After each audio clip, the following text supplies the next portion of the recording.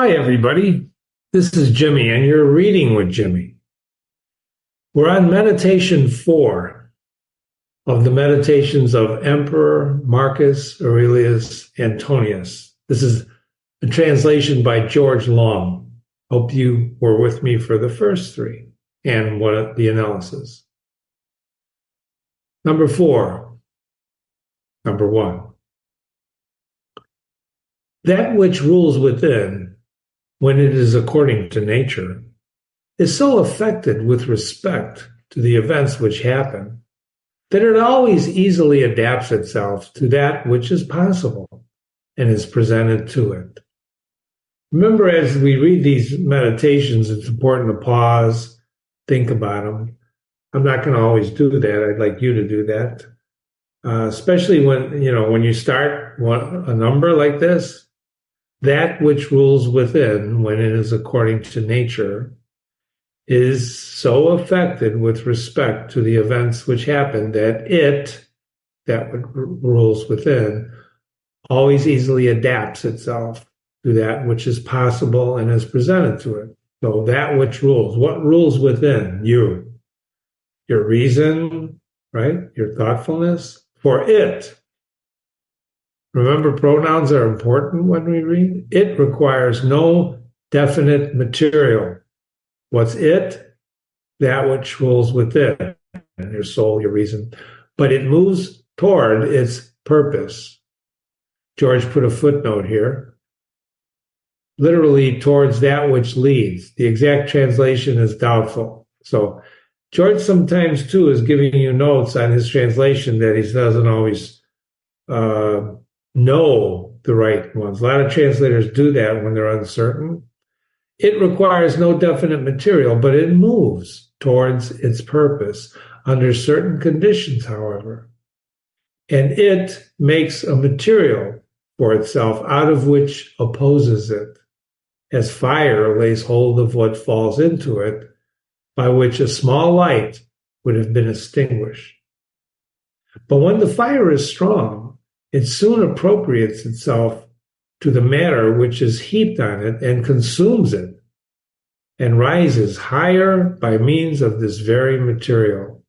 So the analogy of what's inside of us, he's using the analogy of fire and how it consumes. For it requires no material, unlike fire, which requires wood, but it moves towards its purpose under certain conditions, and it makes a material for itself out of which opposes it. So it's kind of like it's self-sustaining, this thing that rules within us. Number 2, let no act be done without a purpose, nor otherwise than according to the perfect principles of art. Isn't that a nice thought? Isn't that a nice thought? Number 3, men seek retreats for themselves, houses in the country, seashores, mountains. And thou too art wont to desire such things very much. Thou, you, him, he's talking to somebody or he's talking to himself, right? But this is altogether a mark of the most common sort of men. For it is in thy power, whenever thou shalt choose, to retire into thyself. So he's basically saying men want to retreat from things, but yet you can retire in yourself. You don't need, a cabin in the mountains, right? You just go into yourself. For nowhere, either with more quiet or more freedom from trouble, does a man retire than into his own soul, particularly when he has within him such thoughts that by looking into them, he is immediately in perfect tranquility. Isn't that nice? And I affirm that tranquility is nothing else than the good ordering of the mind. Where's my little mark?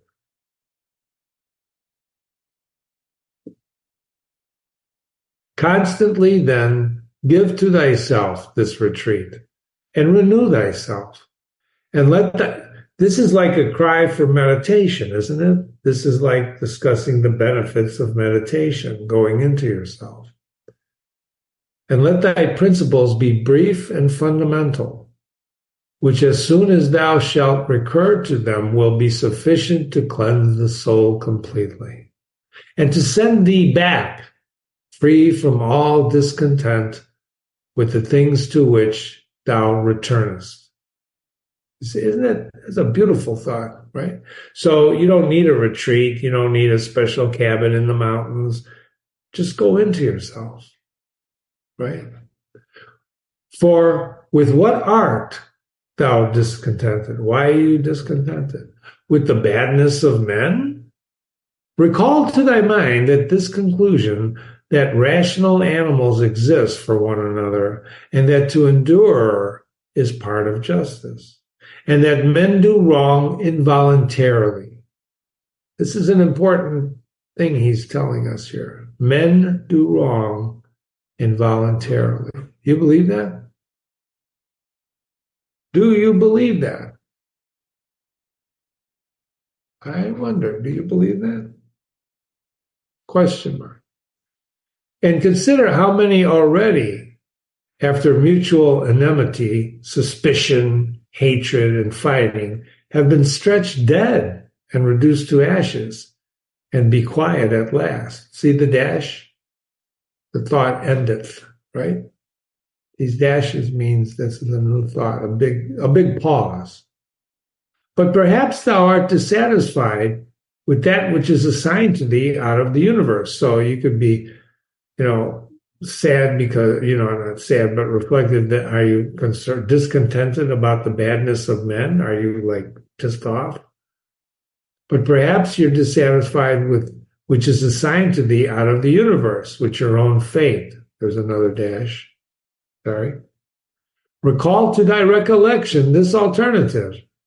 Either there is providence or atoms, or remember the arguments by which it has been proved that the world is a kind of political community. And there's another dash up here. But before we get to that dash up here, right, we want to think about something and look at George's brackets. The brackets, there is either providence or atoms. George is telling us fortuitous concurrence of things. I like Marcus's words. There is providence or atoms. Providence, there is God or atoms. Or remember the arguments by which it has been proved that the world is a kind of political community, and be quiet. And George says, be quiet at last. Well, that's George's telling us. I don't know if Marcus Aurelius wrote that. However, remember, we're trying to get into Marcus Aurelius's mind by reading his meditations and understand what he believed. But perhaps corporal things will still fasten upon thee. You'll still, no matter what, whether you're thinking about the badness of men or, your own self, you're dissatisfied with your fate, or in fact, corporal things, these things, these distractions. Consider then further that the mind mingles not with the breath, whether moving gently or violently, when it has once drawn itself apart and discovered its own power.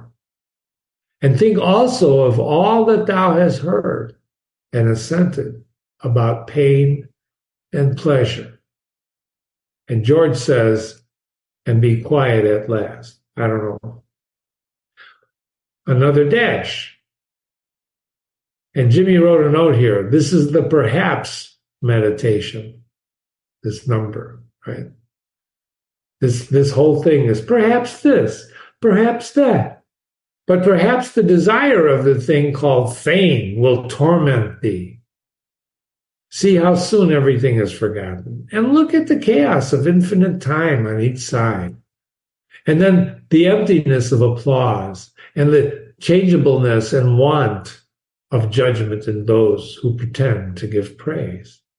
And the narrowness of the space within which it is circumcised. And George keeps saying, and be quiet at last, and be quiet at last. I don't know. George is putting that in there for us to be quiet at last, but that's not what Marcus Aurelius wrote. because it's brackets. It's what George is suggesting that he's thinking. But you can see that perhaps this, perhaps that, yeah, he's arguing with himself, right? Marcus Aurelius, he's arguing with himself. So see how soon if you're you're not famous enough, right? You're not famous enough. He's saying, look how soon everything is forgotten. For the whole earth is a point, and how small a nook in it is this thy dwelling, and how few there are in it. And what kind of people are they who will praise thee? What are these, the flatterers? Are they, oh, so happy to meet you? Are these the flatterers? This then remains. Remember to retire into this little territory of thy own. And he puts a little Latin down here. And above all, the little territory of thy own is within yourself. And above all, do not distract or strain yourself, but be free and look at things as a man, as a human being, as a citizen, as a mortal. But among the things readiest to thy hand, to which thou shalt turn, let there be these, which are two. So if you're going to, look around you, there's only two things. One, that things do not touch the soul. So whatever you put around you, things do not touch the soul, for they are external and they remain immovable. But our perturbations come only from the opinion which is within. The other, so he's basically saying all these things, they don't touch your soul. Your worry, they come only from the opinion. Opinions we talked about in the prior meditation. Opinion, which is within. What you believe is maybe just be an opinion. The other thing is that all of these things which thou seest, they change immediately, and they will no longer be. And constantly bear in mind how many of these things you've already witnessed. The universe is transformation. Life is opinion. Jimmy, really, I highlighted that's really important. The universe is transformation. Everything's changing. Life is opinion. The if this is so arguments is coming up. So you see, the guy's arguing. He's trying to, this, just worry. Go within yourself. Be at one with yourself. Number 4, if our intellectual part is common, the reason also in respect to which we are rational beings is also common. If this is so, common also is the reason which commands us what to do and what not to do. So if intellectually this is, we all have this reason, we all have this. Reason commands us what to do and what not to do. If this is so, Jimmy calls this the if this is so arguments. A lot of times what Marcus Aurelius is doing is he's arguing with himself, trying to prove to himself about what's reality, right? That's what he's looking at. If this is so, there is a common law. And if this is so, we are fellow citizens. And if this is so, we are members of some political community. Remember, he talked about that just previously. And if this is so, the world is in a manner a state. And he refers us to something that Cicero wrote. For of what other common political community will anyone say that the whole human race are members? And from this common political community, we are all together, comes also our very intellectual faculty and reasoning faculty, our intellectual and reasoning. There's a difference between this and this. And our capacity for the law. Or where do they come from, right? From being in part of the political community, from being human. For as my earthly part is a portion given to me from certain earth, and that which is watery from another element, and that which is hot and fiery from some other peculiar source, for nothing, this is not a bracket, this is Marcus. For nothing comes out of that which is nothing, and as nothing also returns to non-existence, so also the intellectual part comes from some source. You see what he's doing?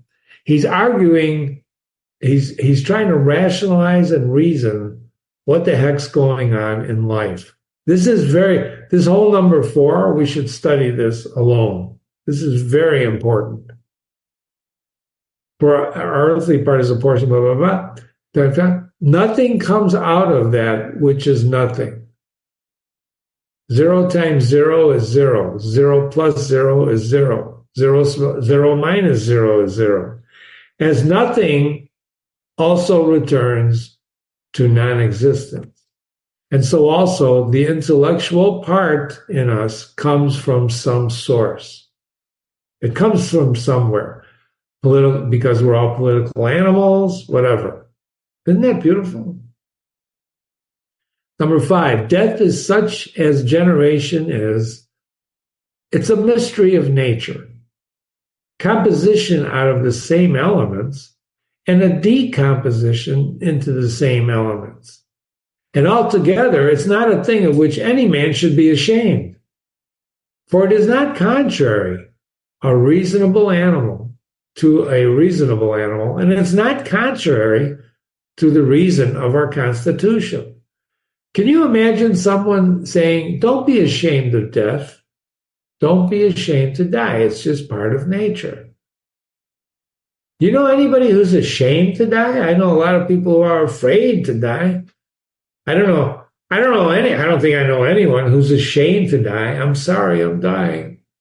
Maybe some people have expressed that thought when they're dying. Number 6, it is natural that these things should be done by such persons. It is a matter of necessity. And if a man will not have it so, he will not allow the fig tree to have juice. This is interesting. What the heck is he talking about? But by all means, bear this in mind, that within a very short time, both you and he will be dead. And soon, not even your names will be left behind. It is natural that these things should be done by such person. What things? These things, whatever these things are. It is a matter of necessity. And if a man will not have it so, if you don't believe that this is so, then he will not allow the fig tree to have juice. Can't stop a fig tree from having juice, can you? So he's basically saying, don't worry about it. You're going to be dead soon anyway, both of you. Number 7, take away your opinion, thy opinion, and then there is taken away the complaint. I've been harmed. Take away the complaint. I've been harmed, and the harm is taken away. Very important. Take away the opinion, and then there is taken away the complaint. I have been harmed. Take away the complaint. I have been harmed, and the harm is taken away. Isn't that interesting? Sticks and stones will hurt my bones, but names will never hurt me. Number 8, that which does not make a man worse than he was, also does not make his life worse, nor does it harm him either from without or from within. This is very good, very good. Number 9, the nature of that which is useful has been compelled to do this. The nature of that which is useful has been compelled to do this. to be of use. Number 10. Consider that everything which happens justly. And if you observe carefully, you'll find it to be so. Everything, think about this, everything is what he's saying. Everything that happens justly. And if you observe carefully, thou wilt find it to be so. I do not say only with respect to the continuity of the series of things, but with respect to what is just, and as it were, done by one who assigns to each thing its value. Observe then that thou hast begun. And whatever you do, whatever thou doest, do it in conjunction with this. The being good, with this. The being good, and in a sense in which a man is properly understood to be good. Keep to this in every action. Observe you've begun. You're alive. You're born. And whatever you do it with being good. And in a sense in which a man is properly understood to be good. Keep to this in every action. Number 11. Do not have such an opinion of things as he who does thee wrong, or such that he wishes thee to have, but look at them as they are in truth. Don't have an opinion of things as he who does thee wrong. Don't look, if somebody wrongs you, don't form an opinion and wish that thee have, right? As such as he wishes thee to have.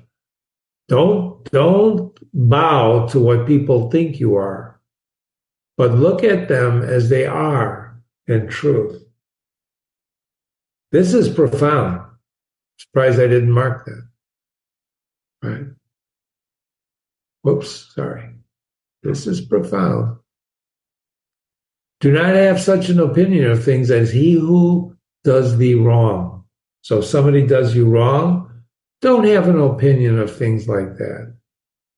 Or such as he wishes thee to have. In other words, you should believe, Jimmy, you should believe this. But look at them as they are in truth. Why are they telling you that? Number 12. A man should always have these two rules in readiness. Remember, Marcus Aurelius is a big fan of being prepared. The one is to do only whatever the reason of the ruling and the legislating faculty may suggest for the use of men. These faculties are your brain, right? You, your soul, the ruling and legislative faculty. Don't forget, we've overlaid Freud on this. Freud came much, much later, ego, id, superego. And the other rule, right, is to change thy opinion if there is anyone at hand who sets thee right and moves thee from an opinion. In other words, be flexible. Albert Camus said that it's not the soundness of the argument that's important, but for the argument to make you think. Change your opinion if there's one who sets thee right. In other words, he can convince you. So be open. Be open to other things. So those are the two rules. Do whatever your ruling is suggesting. But this change of opinion, when you do change your opinion, he's saying, must proceed only from certain persuasion, as of what is just and a common advantage and the like, and not because it appears pleasant or brings reputation. He's a big guy about not being flattered, right? He doesn't like flattery. Number 13. Hast thou reason? I have. There's the dash. Well, then why then dost thou use it? For if this does its own work, what else dost thou wish? You can almost feel Marcus Aurelius talking to himself in this meditation. which is different than number 12. He's saying, do you have reason? Hast thou reason? Thou, me, you, but thou. He's talking to himself. I have, he says. I do have reason. So why then don't you use it? For if this does its own work, what else dost thou wish? What's this? That's a pronoun. If reason does its own work, what else can you wish for? That is unbelievable. That's a good one. Number 14. Thou hast existed as a part. Thou shalt disappear in that which produced thee. But rather than thou shalt be received back into the seminal principle by transmutation. What's transmutation? The action of being changed or state of being changed into another form. Seminal, strongly influencing later developments. So he says, you've existed as a part. You're just a part. A part of what? The political community, the world, the universe. And you're going to disappear in that which produced thee. You're going to go back, right? You're going to be, thus thou art, right? Thus thou shalt return. But rather than shall be received back into the seminal principle by transmutation. This is what he believes. But rather you're going to be received back into the seminal influencing principle by transmutation.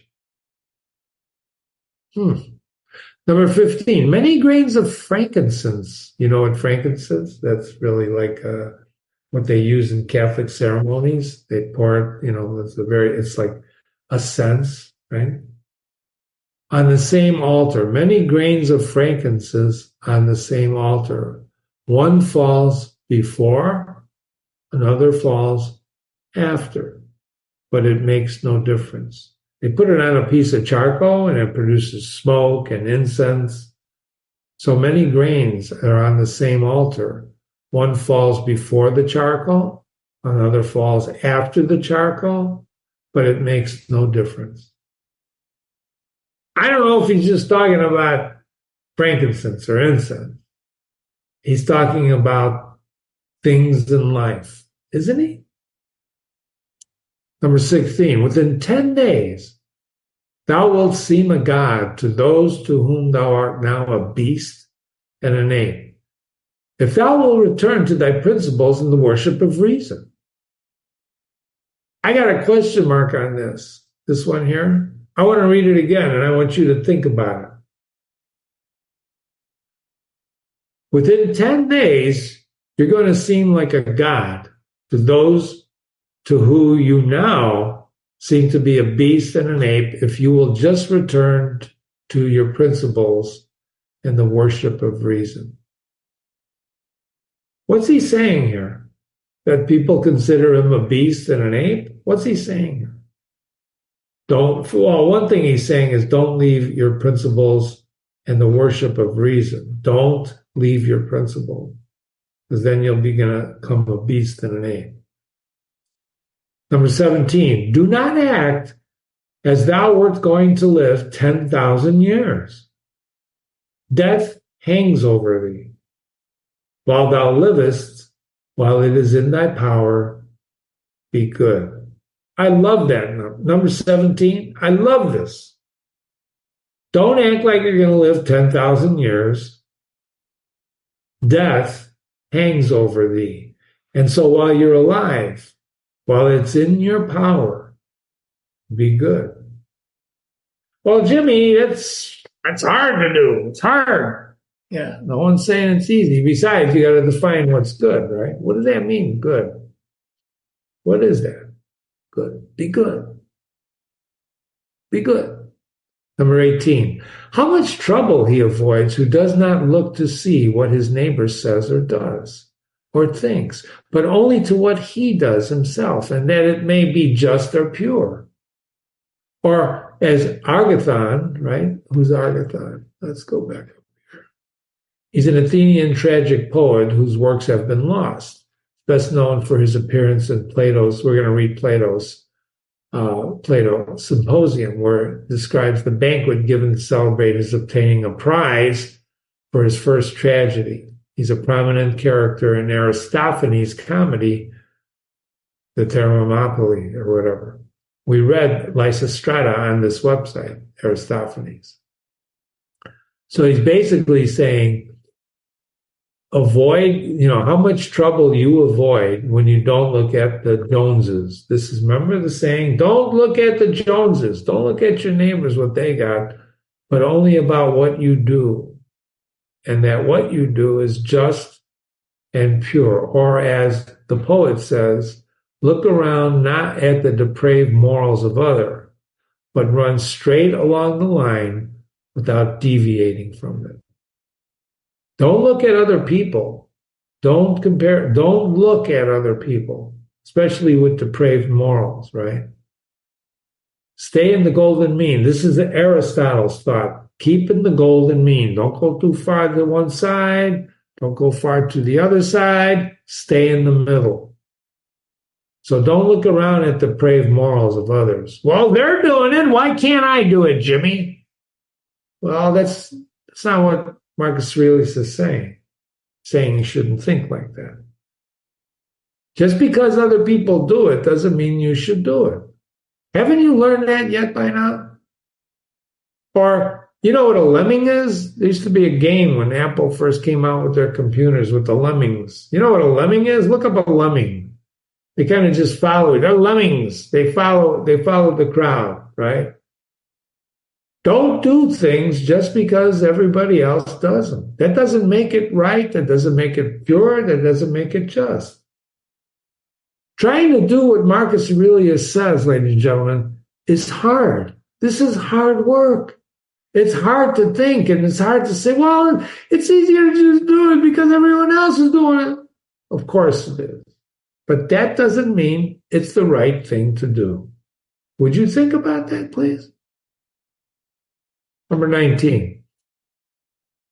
He who has a vehement desire for posthumous fame does not consider that every one of those who remember him will himself die very soon. And then again, they who have succeeded them until the whole remembrance shall have been extinguished as it is transmitted through men to foolishly admire and perish. Fame is fleeting. But suppose that those who will remember are even immortal, and that the remembrance will be immortal. What then is this to thee? See how he argues with himself? You see what he's doing? And that's how you should argue with yourself. He's talking about fame here. You can change fame to anything you want. He who has a vehement desire for blank does not consider that every one of those who remember him will himself also die very soon. Right? And then again, those who have succeeded them. It reminds me of the movie The Mummy, where they bury the mummy alive, and then they kill the slaves who buried the mummy. The guards kill the slave, and then they kill the guards so that they don't know where the tomb is buried. So everybody forgets. Things, they pass. They pass.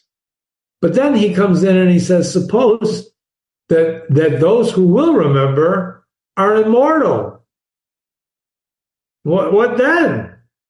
And I say not what is it to the dead, but what is it to the living? So Marcus says, I say not what is it to the dead, but what is it to the living? What is praise? Except indeed so far as it has a certain utility. For thou now rejectest unseasonably the gift of nature, clinging to something else. So let's say, fame is not fleeting. Fame is forever. Marcus argues with himself and says, well, so what? That's still bull, because all praise is a certain utility. It serves a purpose for a while. But what you do when you embrace fame is you're rejecting the gift of nature and clinging to something else, which is fame. which is not nature. You see these little marks here? You see these little things? I've scoured the book, the translation for what these things refer to. Those are usually indicating a footnote. I can't find anything in this George Long book. So I'm going to take this. I'm not going to even try to attempt to tell you what this mark is, because you see these marks everywhere. You see them? They're like little swords. I forgot what they called them. I'll figure it out. Number 20, everything which is in any way beautiful is beautiful in itself, and it terminates in itself, not having praise as part of itself. Oh, so beautiful, right? It doesn't need praise. It's beautiful in itself. In itself, when you see a beautiful flower like a rose, oh, it's so beautiful. You're praising it. It doesn't need praise. So is Marcus saying just look at it? Yeah, maybe he's saying you should appreciate it. Neither worse than nor better than is the thing made by being praised. So you see, it's neither worse nor better by being praised. Praise is an important meditation for Marcus Aurelius. I affirm this also of the things which are called beautiful by the vulgar, for example, material things and works of art. The Mona Lisa, oh, so beautiful. Well, it's beautiful in itself. Doesn't gain anything by me saying it's beautiful or by a critic saying how beautiful it is. That which is really beautiful has no need of anything. Not more than law, not more than truth, not more than benevolence or modesty. These are all those Stoic qualities, right? Which of these things is beautiful because it is praised or spoiled by being blamed? Is a thing as an emerald made worse than it was if it is not praised? Or gold, ivory, purple, lyre, a little knife, a flower, a shrub. Just because you don't praise it, is it made anything less? You see, the guy is phenomenal, right? He's delineating between praise and the thing itself. He's very interested in things outside ourselves and how we react to these things. How do you react to these things? A lot of time Marcus has been preaching no reaction. Don't react. Why? It's just a thing. Well, Jimmy, I have to react sometimes. Of course you do. Of course I do. Of course everyone does. I'm sure he did. You can see some of the things in here where he chides himself. He's saying, no, you shouldn't have done that. 21. If souls continue to exist, how does the air contain them from eternity? If souls continue to exist, how does the air contain them from eternity? That's a profound thought. I never thought. Did you ever think of that? There's this dash. But how does the earth contain the bodies of those who have been buried from time so remote? Now, remember, this death is one of his meditations. For as here, the mutation of these bodies after a certain countenance, whatever it may be, and their dissolution will make room for other dead bodies. And so the souls, which are removed into the air after subsisting for some time, are transmuted and diffused, and as assume a fiery nature by being received into the seminal intelligence of the universe. He just talked about this in a prior meditation. And in this way, make room for fresh souls which come to dwell there. This is before science. Now you're going to say, well, Jimmy, I don't believe that I don't know what the hell you're talking about because I don't believe that we have a soul. I don't know what you're talking about. Well, that's interesting. There was an astronomer, his name will come to me in a moment, who said, we are the stuff that stars are made of. If you know anything about anything, you should read Einstein's universe. Einstein, E equals mc squared, right? Squared should be a superscript. What does that mean? That means energy cannot be created or destroyed. It just changes form. It just changes shape. Your material. You are comprised of atoms, and atoms cannot be created or destroyed. They just change. They change. All things are a flowing. I don't want to get too deep into this now, but here's a guy way back when thinking about where his soul goes. So if we're here to understand what Marcus Aurelius believed, he believes he has a soul. Well, it doesn't matter whether you believe it or I believe it. He believes it. So let's think about this. And he's thinking about where the soul goes. First of all, the bodies are buried, they dissolve, they're transmuted, they're diffused. And this is the answer which a man might give on the hypothesis of souls continuing to exist. Why the hell is he even thinking about this? I'm just curious because I'm sure every rational man, woman, child thinks about these things. Well, no, they don't, Jimmy. This is too deep for me. I'm leaving. That's okay. Goodbye. But you have to think about these things. You have to. Because what if they're true? What if you have a soul? But we must not only think of the number of bodies which are thus buried, but also of the number of animals which are daily eaten by us and other animals. For what a number is consumed and thus in a manner buried in the bodies of those who feed on them. And nevertheless, this earth receives them by reason of the changes into the blood and the transformations into the aerial and of the fiery element. What is the investigation into truth in this matter? The division into that which is material and that which is the cause of form, the soul. George puts it the formal. The division of that which is material and which is the cause of the material, which is the soul. I think I got to mark this whole thing, huh?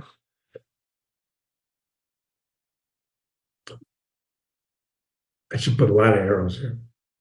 Number 22, do not be world about, but in every movement have respect to justice, and on the occasion of every impression, maintain the faculty of comprehension. George puts in or understanding. Don't be whirled around, but in everything have respect to justice, and on the occasion of every impression, make sure you comprehend it. Right? Don't be a rudderless person. Don't be rudderless. You know what rudder? You don't have a rudder. You kind of just drift through life. Don't drift through life. When you come across something, make sure you understand it. If somebody tells you A is A, but you think it's B, you better think about it and figure out why it's A or why it should be B. You know what I'm talking about? Everything harmonizes with me, which is harmonious to thee, O universe. Jimmy wrote on the side here, this is a kind of a prayer. I want you to really take the time and read this carefully with me. Everything harmonizes with me, which is harmonious to thee, O universe. Nothing for me is too early or too late, which is in due time for thee. Who's thee? Who's he talking to? The universe. God, right? God's something outside himself. Everything harmonizes with me, which is harmonious to thee, O universe. Nothing for me is too early or too late, which is in due time for thee, and everything is fruit to me, which thy seasons bring, O nature. From thee are all things, in thee are all things, to thee are all things. The poet says, dear city of Kripas, and wilt not thou say, dear city of Zeus, the main God, the universe, right? From, in, to, beautiful prepositions. Think of I always learn prepositions by thinking of a can. That's the way my teachers. Think of a garbage can, Jimmy. To the can, on the can, under the can, around the can. And in this case, he's using the prepositions to talk to God, the universe, nature. Isn't that beautiful? I'm going to rewrite that and say that maybe a couple times a day. Number 24, occupy thyself with few things, says the philosopher. If thou wouldst be tranquil, if you're going to be tranquil, what's tranquility? Happy, calm, right? At one with the universe. But consider that if it would not be better to say, do what is necessary, or whatever the reason of the animal, which is naturally social, requires, and as it requires. So just do a few things right. Don't multitask. But consider if it would not be better to say, do what only you should really, shouldn't we say that you should only do what's necessary? For this brings not only the tranquility which comes from doing well, but also that which comes from doing a few things. For the greatest part of what we say and do, being unnecessary, if a man takes this away, he will have more leisure and less uneasiness. Accordingly, on every occasion, a man should ask himself, is this one of the unnecessary things? What I am doing right now necessary? Do I have to do this? Do I have to do this? Is this one of the unnecessary things? Now, a man should take away not only the unnecessary acts, but also the unnecessary thoughts. For thus, superfluous acts will not flow after. Don't think about stuff that you don't, that's not important, that you can't do anything about. Ladies and gentlemen, if everybody practiced that number 24, if everybody followed that meditation, what a world this would be. Number 25. Try how the life of the good man suits thee, the life of him who is satisfied with his portion out of the whole and satisfied with his own just acts and benevolent disposition. Try how the life of a good man suits thee. Does that mean Marcus wasn't a good man? I would suggest that he's trying to be a good man. He's trying to write in his meditations what a good man is. Number 26. Hast thou seen those things? Look also at these things. Do not disturb thyself. Make thyself all simplicity. Does anyone do wrong? It is to himself that he does wrong. This concept, I'm going to get back to in a second. Has anything happened to thee? Well, out of the universe from the beginning, everything which happens has been apportioned and spun to thee. In a word, your life is short. Thou must turn to profit the present by the aid of reason and justice, and be sober in thy relaxation. What a beautiful meditation. Does anyone do wrong? It is to himself that he does wrong. This concept, it occurred to me many, many years ago, that when somebody does wrong, when he wrongs you, he's really doing wrong to himself. It's not to you he does the wrong. He wrongs himself. This is an extremely, very difficult kind. What do you mean? If I slap a guy, I'm harming him. No, you're harming yourself. You lost control. You see what I'm saying? There's a concept here we're going to talk about, number 26. Jimmy, make a note. Number 26 of number meditation 3, right? 4 rather. Is that pardon me? Okay. Number 27, either it is a well-arranged universe. Now there's a footnote here. George says Antonius uses the word, this Greek word, both in the sense of the universe and of order, and it is difficult to express his meaning. I love George Long's translation because George is sometimes, well, many times, admitting to us that it's difficult for him to figure out what the hell Marcus Aurelius is talking about by the Greek words that he used. Because, language doesn't just sit still. It changes. It changes. So he's saying, Marcus is saying, either it is a well-arranged universe or it's chaos, huddled together, but still a universe. Right? It's either well-ordered or it's chaos. Now, nowadays, there's been chaos theory developed, that within chaos, there's actually order. We could talk about that sometime. If you're interested, send me an email, jimmy@readingwithjimmy.com. But here's Marcus Aurelius, and we're trying to understand what he thinks and how he thinks, is telling himself that the universe is either orderly or it's not. But can a certain order subsist in thee, in yourself, and disorder in everything else? Can you feel order while everything else is chaos?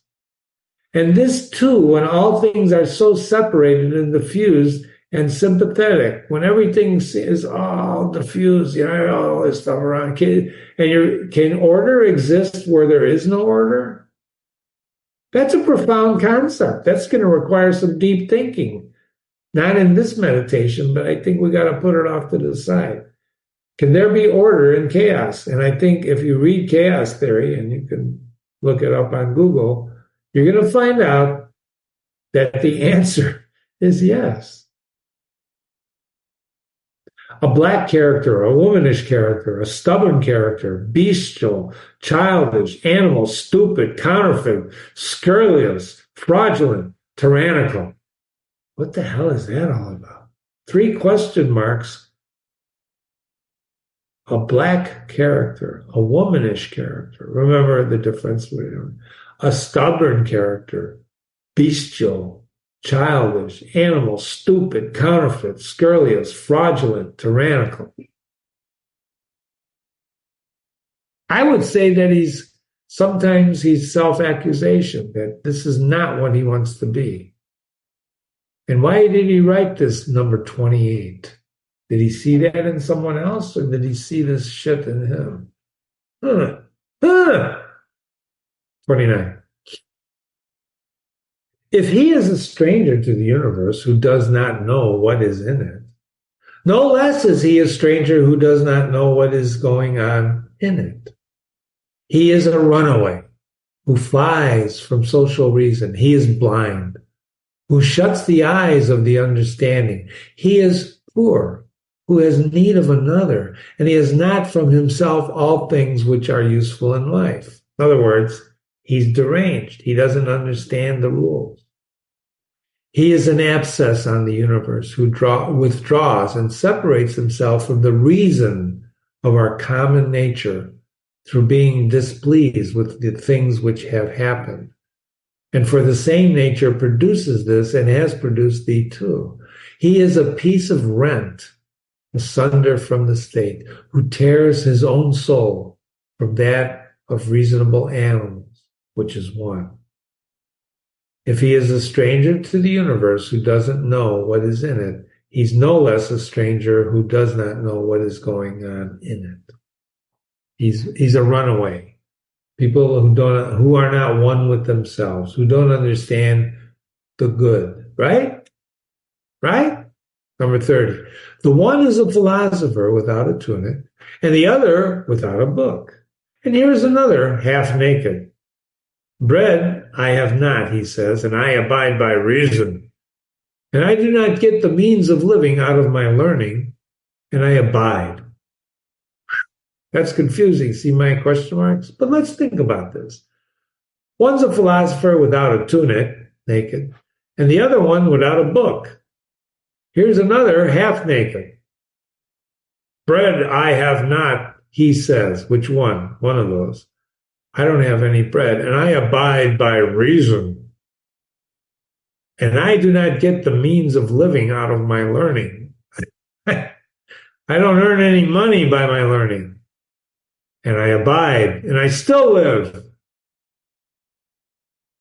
This is a tough one. We can come back to that if you'd like. Number 31, love the art, or as it may be, which thou hast learned, and be content with it, and pass through the rest of the life like one who has entrusted to the gods with his whole soul all that he has, making thyself neither the tyrant nor the slave of any man. Isn't that beautiful? Love the art, or as it may be, which thou hast learned. Love the art of what? Living. To be content with it, and pass through the rest of your life like one who has entrusted to the gods with his whole soul all that he has, making thyself neither tyrant nor the slave of any man. Isn't that beautiful? Number 32. Consider, for example, the times of Vespasian. Who's Vespasian? The Roman emperor. Last emperor to reign in the year of the four emperors. You can read that, read about him if you want to Google. Thou wilt see that all these things, these people marrying, bringing up children, sick, dying, warring, feasting, trafficking, cultivating the ground, flattering, obstinately arrogant, suspecting, plotting, wishing for some to die, and grumbling about the present, and loving and heaping up treasure, desiring consulships, kingly power, well, that life of these people no longer exists. You see how he takes things in context as he thinks about time, death, life. Again, remove to the times of Trajan. Trajan's another Roman emperor. And again, all is the same. Their life, too, is gone. And in a like manner, view also the other epochs of time and the whole nation, and see how many, after great effort, soon fell and were resolved into the elements. Remember, he just talked about bodies and souls. But chiefly, you should think of those whom thou hast thyself known, distracting themselves about idle things, neglecting to do what was in accordance with their proper constitution, and to hold firmly to this and to be content with it. And herein it is necessary to remember that the attention given to everything has its proper value and proportion. For thus thou wilt not be dissatisfied. In other words, you'll be satisfied if thou appliest thyself to smaller matters no further than is fit. Right? Look at all these civilizations that are no longer here. All these people, arrogant, suspecting, dying, grumbling, loving, blah, blah, blah, blah, blah. So just worry about yourself. Just do what you got to do. Number 33. The words which were formerly familiar are now antiquated. So also the names of those who were famed of old are now in a manner antiquated.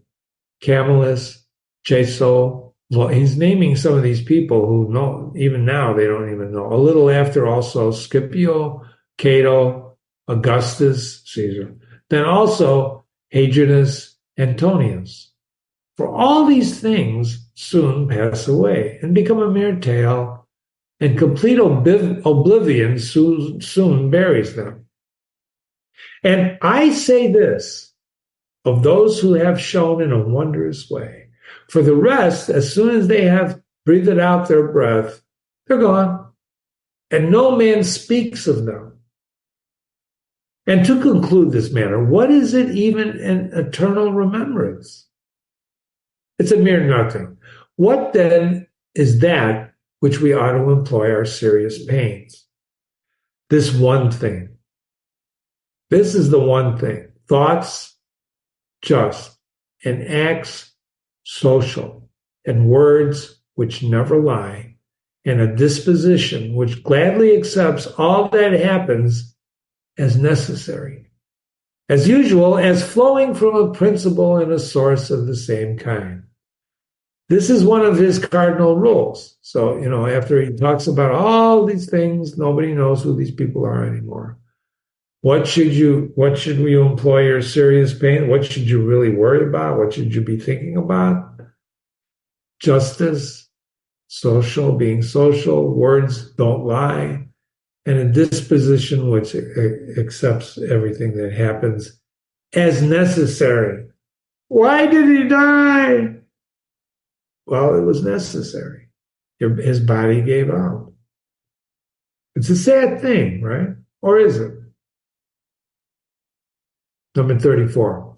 Willingly give thyself up to Clotho.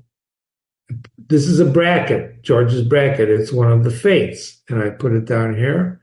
This is a mythical figure, one of the youngest goddesses of the three fates, or Moria. In ancient Greek mythology, this fate, Clotho, spins the thread of human life, and her sisters draw out and cut the thread. The fates, we're going to study that when we study mythology. So Marcus is saying, give yourself up to this fate, allowing her to spin your thread, your life, into whatever thing she pleases. Well, Jimmy, I don't believe in what he believes. I didn't say you have to, but I have said all along, you better try to understand what he believes. And he's telling himself, give yourself up to fate and let her spin the thread into whatever she wants. Everything is only for number 35. Everything is only for a day, both that which remembers and that which is remembered. Well, Jimmy, I remember stuff that happened 3 years ago. Don't be so literal. Everything is only for a day, both that which remembers and that which is remembered. Observe constantly that all things take place by change, and accustom yourself to consider that the nature of the universe loves nothing so much as to change the things which are and to make new things like them. Very important. For everything that exists is in a manner the seed of that which will be. Everything that exists is in a manner the seed of that which will be. But thou art thinking only of the seeds which are cast into the earth or into the womb. But this is a very vulgar notion. I'm not talking about that kind of seed. Everything is a flowing. Everything changes. The universe loves nothing so much as to change the things which are, to make new things like them. Whew. 37. Thou wilt soon die, and thou art not yet simple, nor free from perturbations, nor without suspicion, that's a hard word, of being hurt by external things, nor kindly disposed toward all. Nor dost thou yet place wisdom only in acting justly. Remember I was telling you about how he self-accuses himself? That's what he's doing. Self-accusation, accusing yourself. Thou wilt soon die. He's talking, who's thou? You or him? Thou. And thou art not yet simple. Could be talking to you, to me, but he's talking to himself. Examine, number 38, examine men's ruling principles, even those of the wise. What kind of things that they avoid and what kind they pursue. Examine men's ruling principles, even those of the wise, and what kind of things that they avoid and what they pursue. Observe people. Observe people. Very, very important.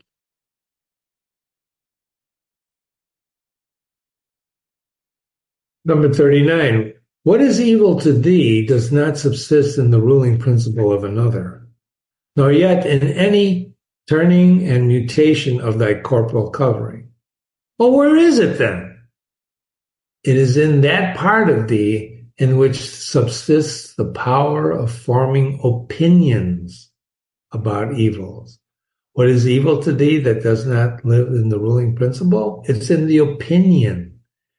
Remember, opinions are important to Marcus Aurelius? Let this power then not form opinions, and all is well. And if thou which is nearest to it, the poor body, is cut, burnt, filled with matter and rottenness, nevertheless let the part which forms opinions be quiet. That is, let it judge that nothing is either good or bad, which can happen equally to the bad man and the good. For that which happens equally to him who lives contrary to nature, bad man, and to him who lives according to nature, good man, is neither according to nature nor contrary to nature.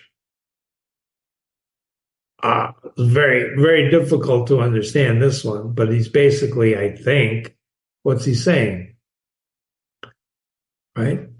Evil is only in the eye of the beholder, right? And besides, what is evil can happen to a good or bad man. Number 40.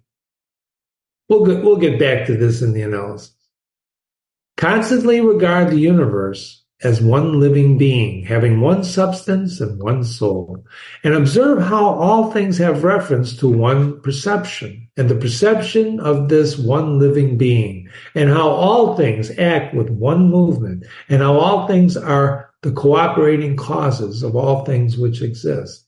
And observe, too, the continuous spinning of the thread. Remember the fate? And the contexture of the web. That's beautifully written, saying that we're all part of the same universe. Number 41. Thou art a little soul bearing about a corpse, as Epictetus used to say. Who's that? Epictetus. Right? He was a Greek Stoic philosopher, born into slavery, lived in Rome, and you can read about him if you Google him. He went to this city, he spent the rest of his life. His teachings are written down and published by his pupil, and obviously Marcus Aurelius read him. Marcus Aurelius was a well-read guy. You're a little soul bearing about a corpse. Number 42, it is no evil for things to undergo change, and no good for things to subsist in consequence of change. Number 43, time is like a river made up of events which happen and a violent stream.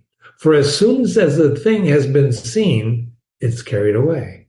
And another comes in its place, and this will be carried away too. Heraclitus, all things are a-flowing. Another influence on Marcus Aurelius.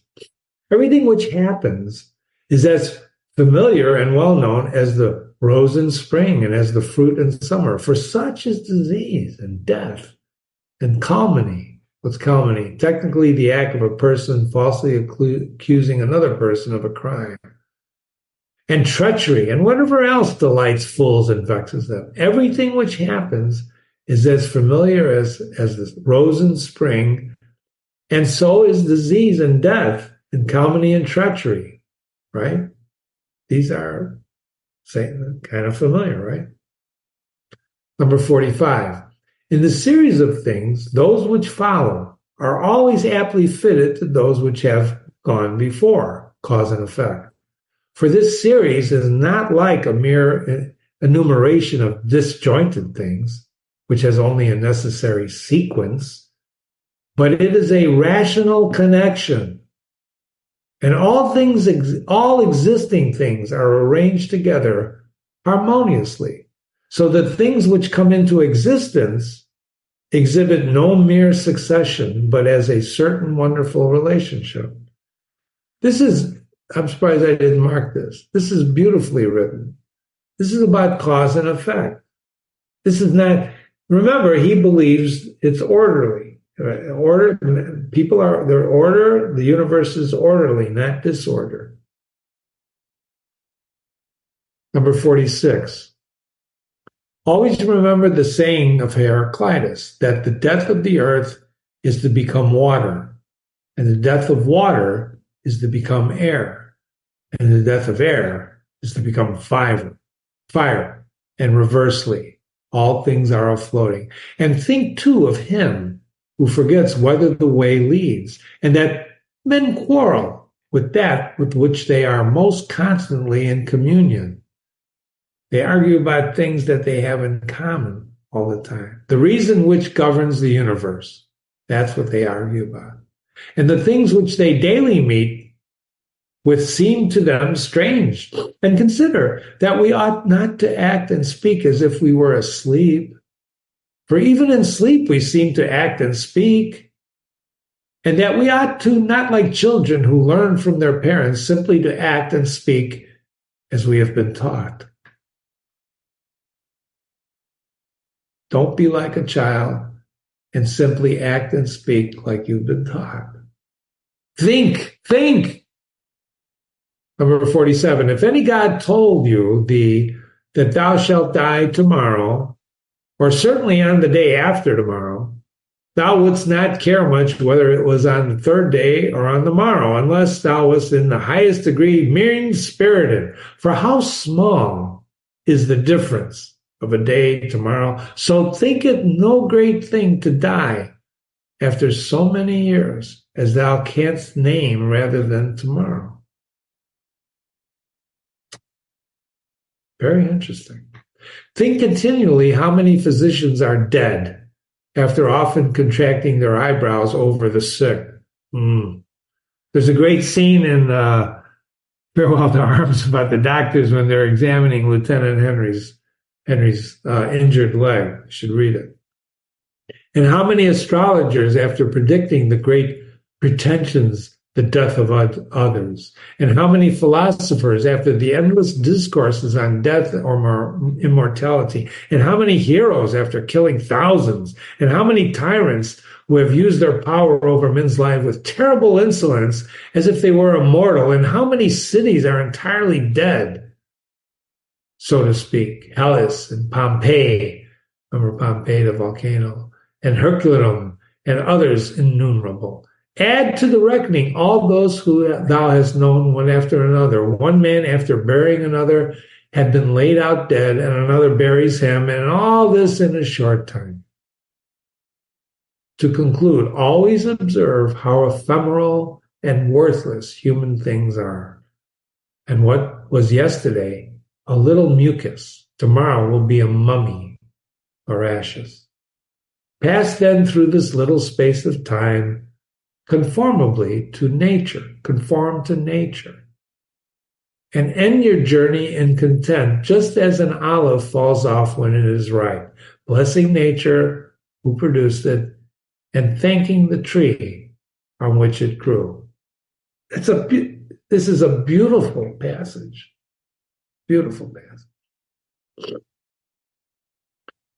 Number 49, be like the promontory against which the waves continually break, but it stands firm and tames the fury of the water around it. Unhappy am I because this has happened to me? Not so. But happy I am, though this has happened to me, because I continue free from pain, neither crushed by the present nor fearing the future. For such a thing as this might have happened to every man, but every man would not have continued free from pain on such an occasion. Can you name the thing he's talking about?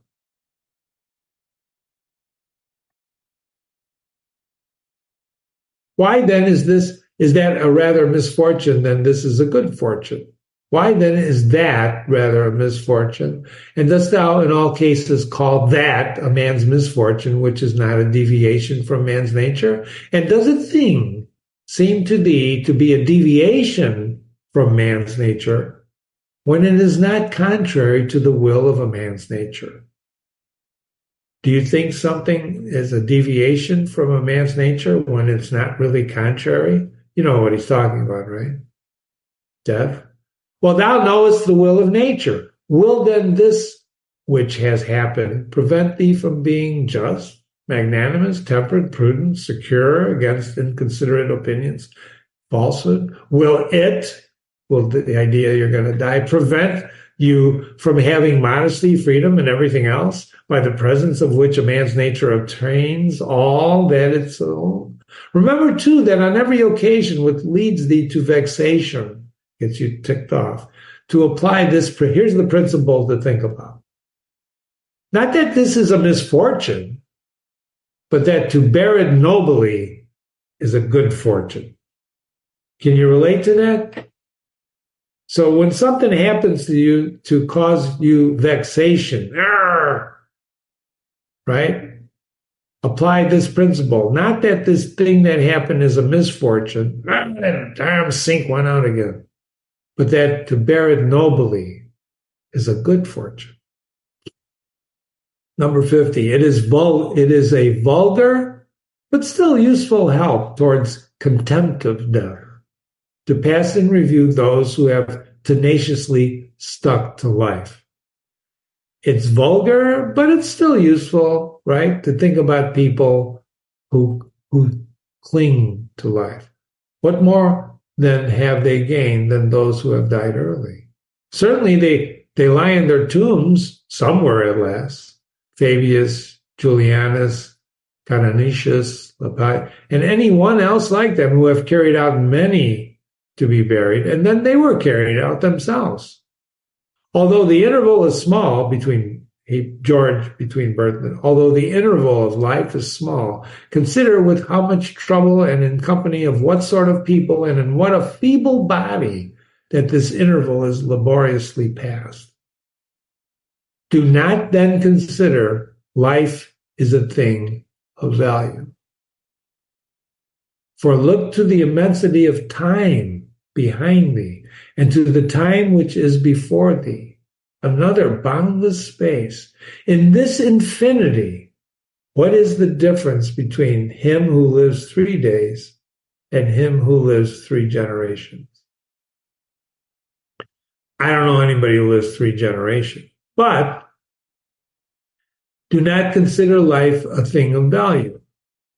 I don't know if I agree with that. Well, Jimmy, didn't you tell us we're not supposed to worry about what we believe? You're true. But Marcus Aurelius says, don't consider life a thing of value. George has a footnote here. And this is an allusion to Homer's Nestor, who was living at the War of Troy among the 3rd generation. And we can read of the Iliad. This is the Iliad with his 152 years. Like when you read the Bible sometimes, I might have forgotten Moses, 200 years, I don't know. Some others in modern times who have beaten par by 20 or 30 years, if this is true, and yet they died at last. The word, and then he gives the Greek word in Antonius. Nestor is named this by some writers, but here perhaps there's an allusion to Homer's that. I can't read the Greek. Number 51, always run to the short way. And the short way is the natural. Accordingly, say and do everything in conformity with the soundest reason. For such a purpose frees a man from trouble and warfare and all artifice and ostentatious display. Run to the short way. We've been reading a long time. You've been reading with Jimmy. This has been meditation number 4, the complete meditation number 4 of Marcus Aurelius. You can watch more of ongoing. And you know, when you read these things with me, you can pause me. That's why I put them like this. That's why I'm reading with you. You can pause, go get a cup of coffee, come back. Some people have emailed me and say they don't even read with me. They just listen like a podcast. That's fine. But it's better to read the words. This is being done to read the classical literature. I don't want you to just listen. Some people read me and say, I don't like my voice. That's okay, too. That's okay. Make your own. And be sure to visit and read other classics with Jimmy. I really appreciate the people who spend time with me. I'd love to hear from you. Jimmy at readingwithjimmy.com. Jimmy at readingwithjimmy.com. Thanks so much for stopping by. Enjoy your day. Marcus, what a guy, huh?